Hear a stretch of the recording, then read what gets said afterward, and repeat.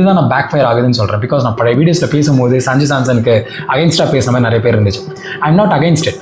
Because பெரிய team கூட விளையாடும் போது இந்த மாதிரி பெரிய பிளேயர்ஸ்க்கு சான்ஸ் கொடுத்துட்டு சின்ன டீம் கூட விளையாடும் போது இந்த மாதிரி சின்ன சின்ன பிளேயர்ஸ்க்குலாம் டெஸ்ட் அண்ட் ட்ரையல் பண்ணாதான் நாளைக்கு ஒரு ப்ராப்ளம்னா இந்த மாதிரி பிளேயர்ஸை பிடிச்சி போட முடியும்.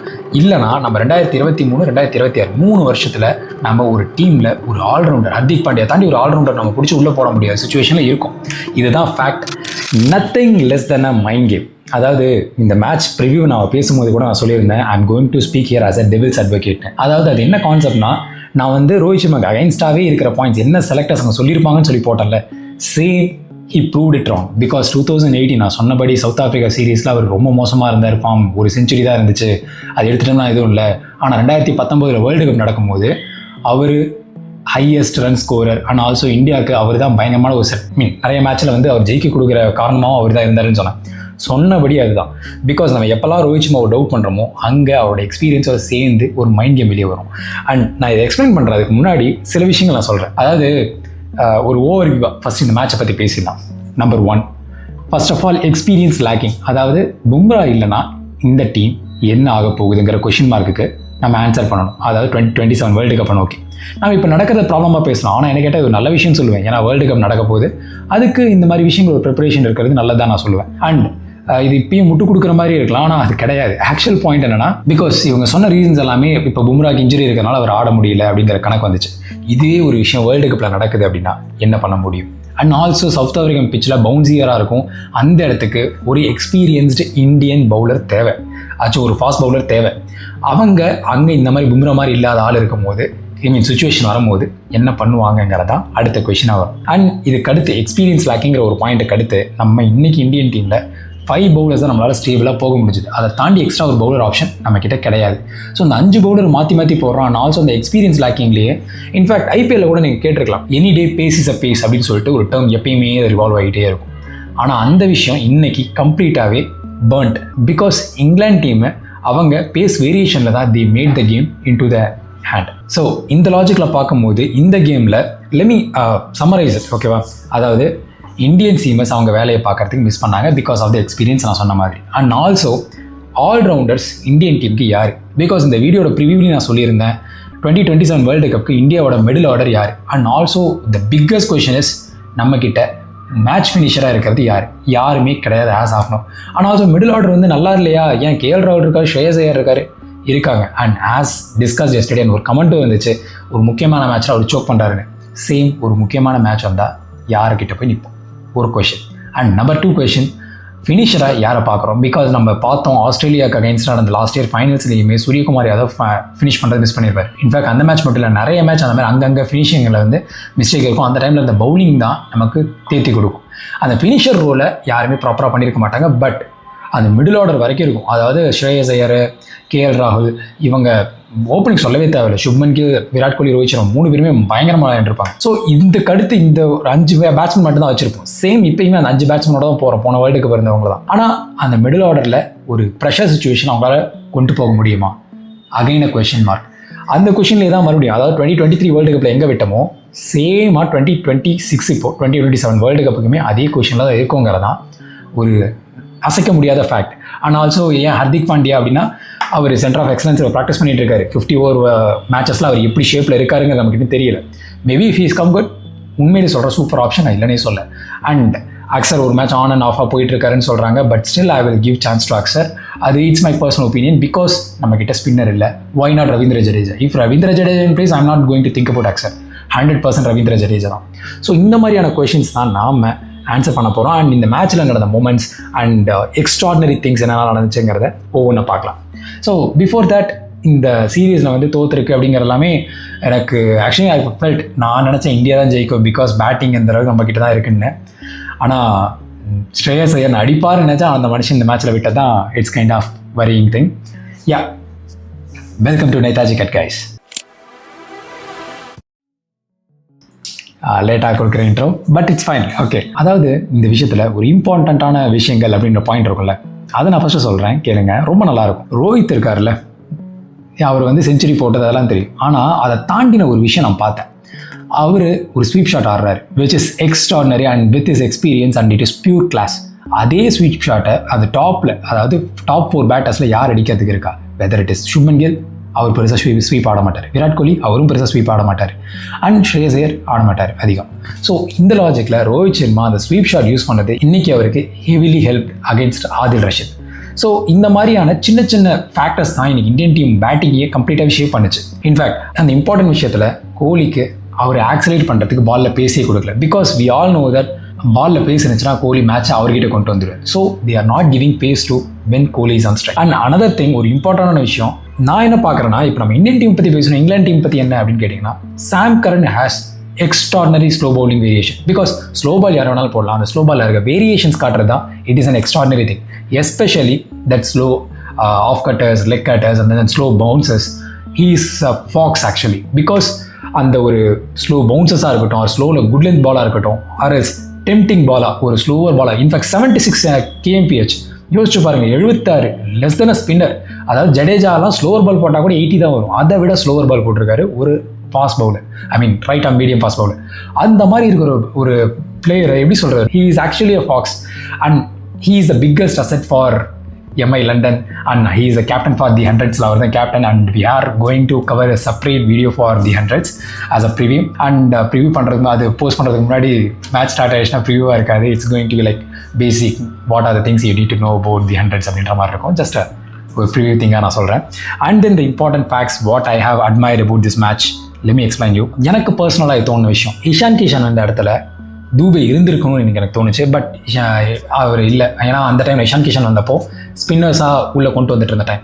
ஸோ அந்த டைமில் ஸ்பின்னர்ஸ் ஹிட் பண்ணுறதுக்கு ஒரு ஆள் இருந்தால் நல்லா இருக்கும். ஆனால் அவர் ஸ்பின்னரே படிக்கிறதில்ல. பட் ஸ்டில் ஒரு ஃபேக்டாக சொல்லணும்னா இவர் இருந்திருந்தாருன்னா, ஒரு லெஃப்டாக இருந்திருந்தாருன்னா definitely it will be good. Because நம்ம எல்லோரும் சொல்கிறோம் கோலி வந்து சேஸ் மாஸ்டர், 100% ட்ரூ, இல்லைன்னே சொல்ல. அண்ட் அவர் சிங்கிள் ஹேண்டடாக சேஸை முடிச்சு கொடுத்துருக்காரு, ட்ரூ, இல்லைன்னே சொல்லுது. ஆனால் அது எல்லாமே 20 overs மேட்சை சிங்கிள் ஹேண்டடாக முடிச்சு கொடுக்க முடியும். பிகாஸ் த ஸ்டாமினா, எனர்ஜி எல்லாமே. பட் 50 over மேட்ச்சில் இவர் முன்னாடி கொஞ்சம் வந்திருக்காரு, 30 overs ஆடிட்டு இருக்காரு. லாஸ்ட் 20 overs 180 கிட்ட ஆக்சிலரேட் பண்ணும் போது definitely he also need one more batter should have a hard hitting ability. அந்த பேட்டர் இன்னைக்கு லேக். எக்ஸாக்ட்லி அங்கே தான் இந்தியா தோத்துச்சு. இன்ஃபேக்ட் இன்னொரு பாயிண்ட் சொல்லணும்னா, அதாவது இஷான் கிஷான் அந்த இடத்துல சிவம் துபே இருந்திருக்கணும்னு சொன்னேன். அப்படி இருந்திருந்தானே எக்ஸ்ட்ரா பவுலிங் ஆப்ஷன் கிடச்சிருக்கும். ஆனால் பவுலிங்குமே கூட யூஸ் பண்ணிருக்க முடியாது. மேபி இப்படி சொல்லலாம், ஹிஸ் ஸ்லோவர் பால்ஸ் வந்து கொஞ்சம் எஃபெக்டிவாக இருந்திருக்கும் அப்படிங்கிறத சொல்லலாம். But at the same time எனக்கு என்ன தோணுதுன்னா, இவங்க இதெல்லாம் சொல்கிறாங்க, அதெல்லாம் சரி, எப்படி இருந்தாலுமே அவங்க அடிக்கிற அந்த அளவுக்கு இருந்துச்சு, எப்படி நீங்கள் சமாளிப்ப அப்படின்ற ஒரு கொஷின் நீங்கள் பண்ணுறீங்கன்னா, அங்கே தான் நான் கேட்குறேன் இன்னொரு கொஷினு. சரி, இவங்க இது மாதிரி இருக்காங்க, சிவம் துபே கொண்டு வர முடியாது. வேறு எந்த பவுலிங் ஆல்ரவுண்டர் நீங்கள் வச்சுருக்கீங்க who can bowl or else who can spin and who can go for a good hit?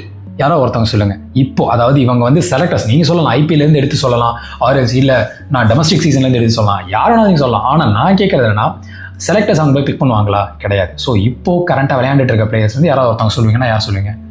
இப்போ யாராவது ஒருத்தவங்க கவனில் வாஷிங்டன் ஃப்ரீடம்னு, சாரி, யாராவது ஒருத்தவங்க வாஷிங்டன் சுந்தர்னு சொல்லுவாங்க. ஸோ அந்த மாதிரி சுச்சுவேஷன்லாம் இருக்கும். Actually we are in. Because இந்த டெஸ்ட் அண்ட் ட்ரையல்ஸ் வந்து இது வந்து நான் எப்படின்னா இதுதான் நான் பேக் ஃபயர் ஆகுதுன்னு சொல்கிறேன். பிகாஸ் நான் பழைய வீடியோஸில் பேசும்போது சஞ்சு சாம்சனுக்கு அகைன்ஸ்டாக பேசுகிற மாதிரி நிறைய பேர் இருந்துச்சு. ஐ am not against it. Because பெரிய டீம் கூட விளையாடும் போது இந்த மாதிரி பெரிய பிளேயர்ஸ்க்கு சான்ஸ் கொடுத்துட்டு சின்ன டீம் கூட விளையாடும் போது இந்த மாதிரி சின்ன சின்ன பிளேயர்ஸ்க்குலாம் டெஸ்ட் அண்ட் ட்ரையல் பண்ணாதான் நாளைக்கு ஒரு ப்ராப்ளம்னா இந்த மாதிரி பிளேயர்ஸை பிடிச்சி போட முடியும். இல்லைனா நம்ம 2023, 2026 3 வருஷத்தில் நம்ம ஒரு டீமில் ஒரு ஆல்ரவுண்டர், ஹர்திக் பாண்டியா தாண்டி ஒரு ஆல்ரவுண்டர் நம்ம பிடிச்சி உள்ளே போட முடியாத சுச்சுவேஷனில் இருக்கும். இதுதான் ஃபேக்ட்.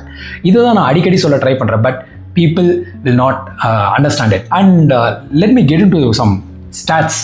ஓகேவா? ஐ மீன் நம்ம சேனலோட ஸ்பெஷலாக தானே. Will talk about the stats.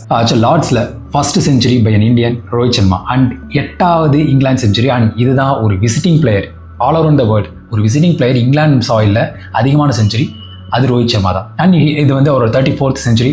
And just அவர் 138 இருந்தார். ஒரு 4 ரன் எக்ஸ்ட்ரா வந்திருந்தாருன்னா அவர் தான் வந்து லார்ட்ஸோட ஹையஸ்ட் ரன் ஸ்கோரராக இருந்திருப்பார். அண்ட் அலாங் வித் தேட் எனக்கு இன்னொரு விஷயமும் என்னென்னா, ஸ்டார்ட்டுங்கிறதோட சேர்த்து இதையும் சொல்கிறேன், விராட் கோலியோட first half century at Lord's இதுதான். And 74 is the highest score of him in Lord's. அந்த மாதிரியான ஒரு மூமெண்ட் தான் இருந்துச்சு. பிகாஸ் இங்கே நிறைய விஷயங்கள் பிரசித் கிருஷ்ணாவோட 50 இருக்கலாம், ஏகப்பட்ட சூப்பரான விஷயங்கள்லாம் நடந்துச்சு. பட் இது ஒரு மைண்ட் கேம். ஏன்னா நீங்கள் உங்களுக்கு இந்த ஸ்டாட் நான் காட்டுறேன், உங்களுக்கு இது புரியும். அதாவது பென் டக்கெட்டும் ஜேக்கப் பெத்தலும் சேர்ந்து அடிச்ச ரன்ஸை பாருங்கள். அதே மாதிரி ரோஹித் சர்மா சுப்மன் கில் அடிச்சதும் பாருங்கள். Not a problem at all, good score. அதாவது ஸ்ட்ரைக் ரேட் பாருங்கள், அவன் 181 பால்ஸ்க்கு 192 ரன்ஸ், அவன் 146, 147, பெரிய டிஃப்ரென்ஸ்லாம் இல்லை, ப்ராப்ளமும் கிடையாது. அடுத்து 1 down partnership, Joe Root and Ben Duckett 80 பாலுக்கு 100 ரன், இவங்க 86 பாலுக்கு 113 run. Super good Rohit Sharma and Virat Kohli. இது என்ன சொல்லுதுன்னா 40 ஓவர் வரைக்கும் கேம் நம்ம கண்ட்ரோலில் தான், வி ஆர் த லீடர்ஸ். ஆனால் அதுக்கடுத்து அந்த பார்ட்னர்ஷிப் பாருங்கள், விச் இஸ் ஸ்டில் நான் பெட்டர்னு சொல்லுவேன். ஆனால் அங்கே வந்து ஒரு எட்ஜ் விராட் கோலியால் நடந்துச்சு, இஷான் கிஷன்னால கிடையாது. But still okay, Joe Root and then Harry Brooks and then Virat Kohli and then Ishan Kishan. And Ishan Kishan உள்ளே வந்தார், அவர் கொஞ்சம் செட்டில் அவனோட டைம் கொடுக்குறோம், ஃபைன், ஓகே. அதுக்கு அடுத்த அந்த பார்ட்னர்ஷிப்பில் தான் இங்கே பிரச்சனையே ஆரம்பிக்குது. அது யாருன்னா Joe Root and Jos Buttler. And நம்ம டீமில் விராட் கோலி அண்ட் ஸ்ரேயஸ் ஐயர் அந்த பார்ட்னர்ஷிப் டக் அவுட்டில் போயிடுவாங்க. அதுக்கடுத்து விக்கெட் ஃபாலிங் கண்டினியூஸாக இருக்கும். And we all know the reason, Sam Curran is the show stealer. நான் சொன்ன மாதிரி ஹீ இஸ் த எப்படி சொல்கிறது, ஒரு most valuable player of the match.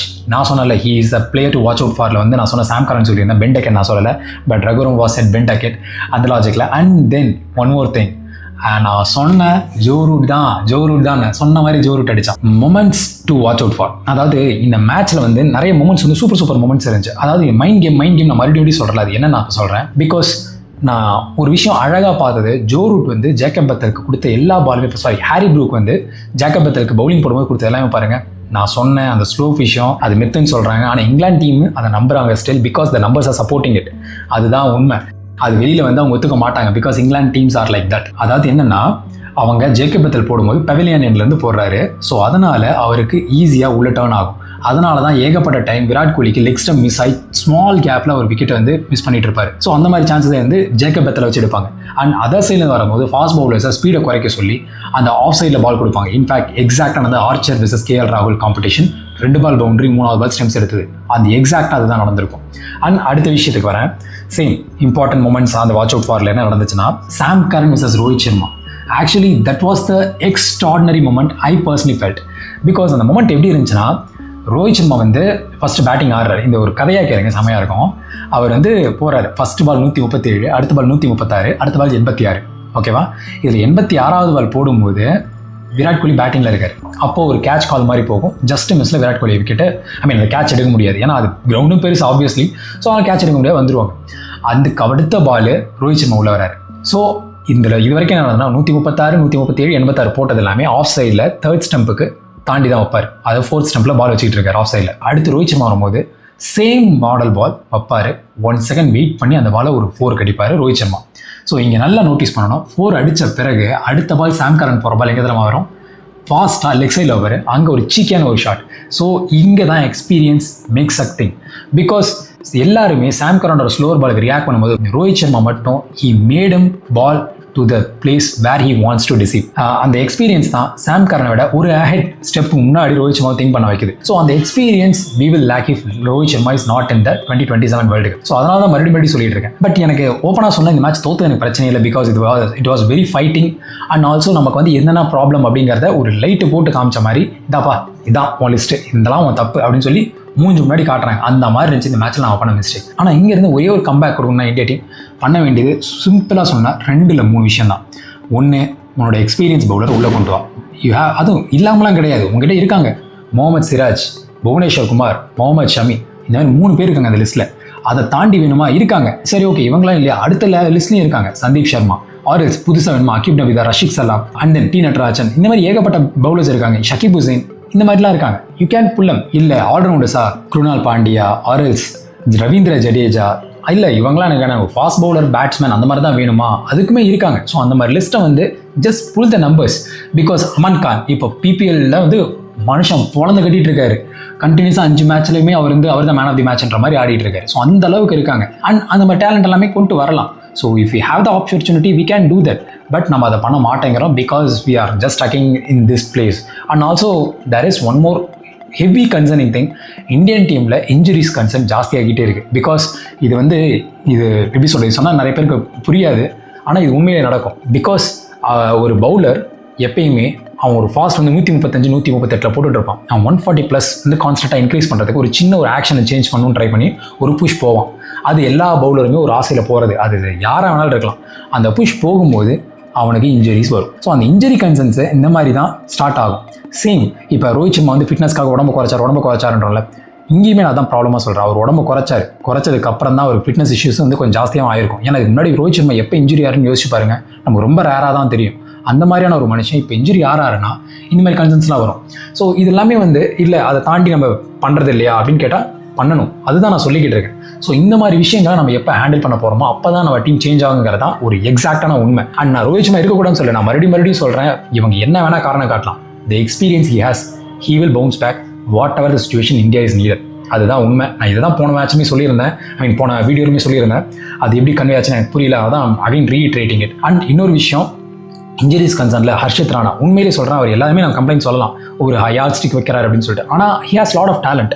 அந்த பையனுக்குமே கூட நீங்கள் சான்ஸ் கொடுக்குறீங்களா, இன்ஜுரிஸ் இவ்வளோ வருது, அதுக்கு என்ன கன்சர்ன் பார்க்கணும். அண்ட் தென் வாஷிங்டன் சுந்தர் பார்க்குறீங்களா, சரி ஓகே அவனுக்கு ஃபுல்லாக பொட்டன்ஷியல் நம்ம கொடுக்கணுமா, அவனை பேக்கப்பாக வைக்கிறீங்களா, வாட் எவர் இட் இஸ், இது மாதிரியும் பாருங்கள். அந்த மாதிரி விஷயங்கள்லாம் ஒவ்வொரு பிளேயருக்காக நம்ம செக் பண்ணிகிட்டே வந்தால் மட்டும்தான் பண்ண முடியுங்கிறது தான் அன்அக்செப்டபிள் ஃபேக்ட்.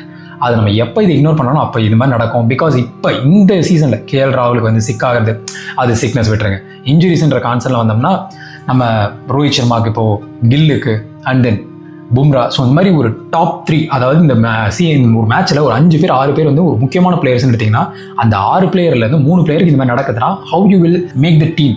ஸோ இந்த இன்ஜுரி கன்சர்ன்ஸ் 2027 வேர்ல்டு கப் வரைக்கும், அதாவது இன்னும் அடுத்த ஒரு 1.5 வருஷத்துக்கு இந்த பிரச்சனையே இல்லாமல் பார்த்துக்கிட்டா மட்டும்தான் முடியும், இல்லைனா இது ரொம்ப கஷ்டம். அண்ட் இந்த விஷயத்தை வந்து நம்ம டீம் எப்போ புரிஞ்சுக்க போகுது அதுதான்.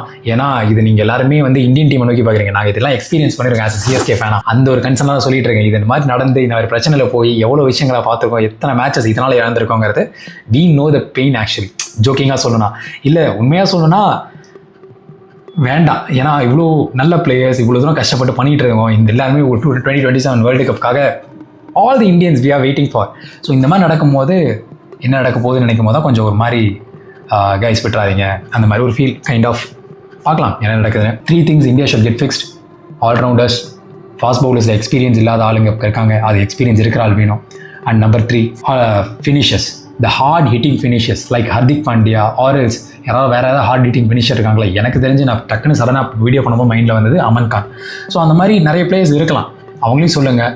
Who knows, அஷ்ரோத் Sharma, he can spin the ball also. அவரையுமே கூட ஒரு சான்ஸ் கொடுக்கலாம். ஆனால் அவர் 20 overs தான் ஆடி இருக்கார், 50 overs பெருசாக சான்ஸ் கொடுக்கல, கொடுத்து பார்க்கலாம். ஏன் இப்போ ஜிம்பாப்வே டூர் வந்துச்சு, அந்த மாதிரி பிளேயர்ஸ்லாம் உள்ளே இறக்கி விடுங்க, அதுதான் நான் சொல்கிறேன். ஆனால் அந்த டைமில் போயிட்டு நீங்கள் கொடுக்குற சான்ஸ் யாருக்கு, சஞ்சு சாம்சன் உட்கார வச்சிங்க, ஓகே ஃபைன். ஏன்னா சின்ன டீமு பெரிய பிளேயர்ஸை ஆட வைக்க வேண்டாம், ஓகே. கேப்டன் ஸ்ரேயஸ் எதுக்கு, ஓப்பனிங்கில் வந்து பார்த்தா அபிஷேக் சர்மா, ஏன் அபிஷேக் சர்மா பிளேஸில் பிரியன்ஷ் ஆரியாவை கொடுக்கலாம்.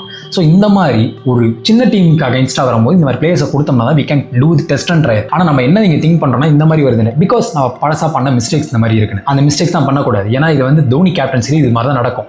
அவர் வந்து எக்ஸ்பீரியன்ஸ்டு பிளேயர்ஸை பெரிய டீமுக்கு அகைன்ஸ்டாகவும் சின்ன டீமுக்கு அகைன்ஸ்டாக அவர் கேப்டனாகவே பண்ண மாட்டார். இன்ஃபேக்ட் நீங்கள் ஞாபகம் இருக்கான்னு தெரியல, 2011 வேர்ல்டு கப் வின் பண்ணியிருப்போம். அதுக்கடுத்து வந்து சுரேஷ் ரெய்னா, ஹர்பஜன் சிங்கும் கேப்டன் வைஸ் கேப்டனாக இருப்பாங்க. அதாவது சுரேஷ் ரெய்னா கேப்டன், ஹர்பஜன் சிங் வைஸ் கேப்டனாகவும் வெஸ்ட் இண்டீஸ்க்கு அகேன்ஸ்டாக சீரிஸ் முதல்ல 3 மேட்ச் ஜெயிச்சுட்டு வருவோம். மொத்தம் 5 மேட்ச் சீரிஸ், 3 ஜெயிப்போம், 2 அவங்க ஜெயிப்பாங்க. இந்த மாதிரி நடந்திருக்கும். ஓப்பனிங்கில் வந்து பார்த்தா அபிஷேக் சர்மா, ஏன் அபிஷேக் சர்மா பிளேஸில் பிரியன்ஷ் ஆரியாவை கொடுக்கலாம். ஸோ இந்த மாதிரி ஒரு சின்ன டீமுக்கு அகைன்ஸ்டாக வரும்போது இந்த மாதிரி பிளேயர்ஸை கொடுத்தோம்னா தான் we can do the test and trial. So when the team is going to get understand, I don't know yet, but இந்த சுச்சுவேஷன் இருந்துச்சுன்னா வேர்ல்டு கப் ரொம்ப கஷ்டம். பிகாஸ் ஒரு ஹோல் அது எக்ஸாக்டாக வெளியே பச்சையாக தெரியுது அண்ட் எல்லா டீமும் அதை ஃபிகர் அவுட் பண்ணுற அளவுக்கு ரொம்ப ஈஸியாகவும் இருக்குங்கிறது not a good thing to have. Yeah guys, that's it from my end. And ஏதாவது பாயிண்ட் மிஸ் பண்ணியிருந்தேன்னு உங்களுக்கு தோணுச்சுன்னா please drop it in the comments. And எக்ஸாக்டாக நான் மறுபடியும் சொல்கிறது தான், அங்கே பட்லர் இருந்தார், இங்கே அந்த மாதிரி ஒரு ஹிட்டிங் பிளேயர் இல்லை. சிம்பிளாக சொன்னால் it is from my end. Yeah, so what is your thought on this? Please drop it in the comments and please like, share and subscribe. And as of now thank you for the comments whatever you guys have posted, and it is really making lot of sense. சும்மா ரேண்டமாக ஒரு கமெண்ட்லாம் இல்லை, actually யோசிச்சு தெளிவாக பண்ணிருக்கீங்க. And thank you for this. அந்த மாதிரி விஷயங்கள் இருக்கும்போது தான் டிஸ்கஷன் நல்லாயிருக்கும். அண்ட் ஒரு விஷயம் நான் சொன்னாங்கிறது அக்ரிமெண்ட் இல்லை, எனக்கு இதெல்லாம் புரியல, இதெல்லாம் எனக்கு பிடிக்கல, இதுதான் அப்படின்னு டிஸ்அக்ரிமெண்ட் போடுறது தான் ஆக்சுவலி நல்லா இருக்குது. பிகாஸ் அதை தான் டிஸ்கஸ் பண்ண முடியும். அதை விட்டுட்டு ரேண்டமாக வந்து பேசினா அதில் ஒன்றுமே இருக்காது. இது ஆக்சுவலி நல்லா இருக்குது. Keep continuing this guys. Thank you so much. நன்றி, வணக்கம்.